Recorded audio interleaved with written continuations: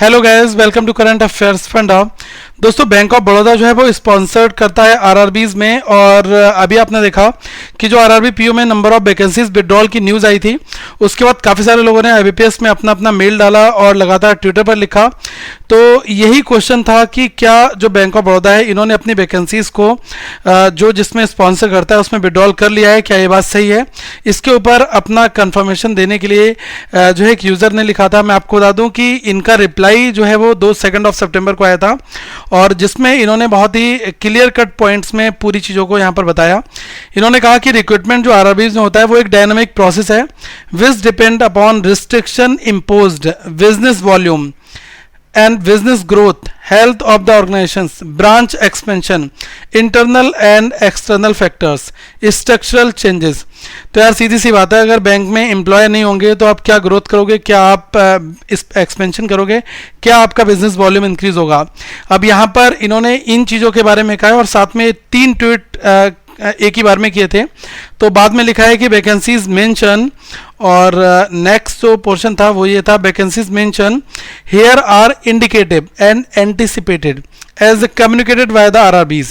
However, provisional allotment will be made based on the actual vacancies reported by the RRBs। मतलब ये कह रहे हैं कि जो हमारी RRBs हैं जिसमें ये स्पॉन्सर कर रहे हैं, तो वो RRBs के द्वारा जो वैकेंसीज निकाली गई हैं उसी के हिसाब से जो प्रोविजनल अलॉटमेंट है वो किया जाएगा। अगर अभी आपको उलटफेर देखने को मिल रहा है कि लेटर देखा आपने, वैकेंसीज निकाल ली लेकिन बाद में वैकेंसीज रीस्टोर होंगी, ये 100% दोस्तों ट्रू है। लेकिन इसमें सबसे जो बड़ा लॉस हो रहा है वो हो रहा है एग्जिस्टिंग कैंडिडेट्स का, कि अगर किसी भी रिक्रूटमेंट स्टेज पर अगर वैकेंसीज निकाली जा रही हैं और उसके बाद रिजल्ट जारी किया जा रहा है जिसमें आईबीपीएस भी प्रॉपर भागीदारी अपनी दे रहा है, अगर उनको सोचना चाहिए कि यार आगे चलकर यही वैकेंसीज रिस्टोर होनी है तो उस हिसाब से स्टूडेंट्स को निकालें, ठीक है। लेकिन ऐसा नहीं हो रहा है, और इन्होंने साथ में ही लिखा है कि in view of the above and looking into structural changes, digitalisation and various internal and एक मेल इनका और भी नीचे का बचा हुआ है, यहाँ पर इन्होंने कहा digitalisation and various internal and external factors, the decision in this regard will be taken subsequently by the respective RRBs. मतलब सीधी सी बात है, आरआरबीज के ऊपर पूरी बात कही जा रही है। बैंक ऑफ बड़ौदा यहाँ पर यही कह रहा है कि मेरा रोल नहीं है, और आने वाले टाइम पर जो प्रोविजनल अलॉटमेंट है वो आपका एक्चुअल वैकेंसीज के हिसाब से जो आरआरबीज ने रिपोर्ट किए हैं उसके बिहाफ पर होगा। और अभी के लिए यही है कि कोई भी क्लैरिटी जो है आईबीपीएस ने जारी नहीं की है कि क्या रीज़न था हाई कट ऑफ का, या फिर क्या और भी चीज़ें थी।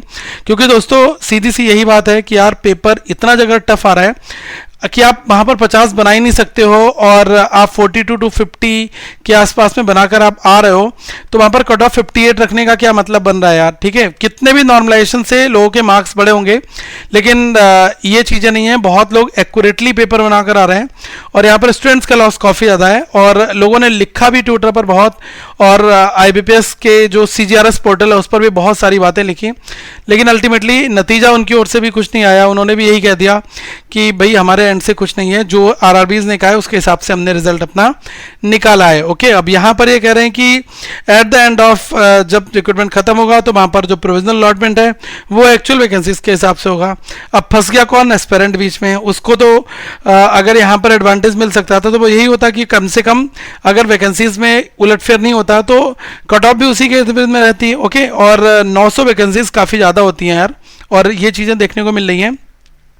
अब एक बार देखते हैं कि क्या आईबीपीएस अपना जो है इसके ऊपर क्लैरिफिकेशन क्या जारी आगे करेगा। अभी तो स्टूडेंट की रिप्लाई में उन्होंने कोई ऐसी बात नहीं की है।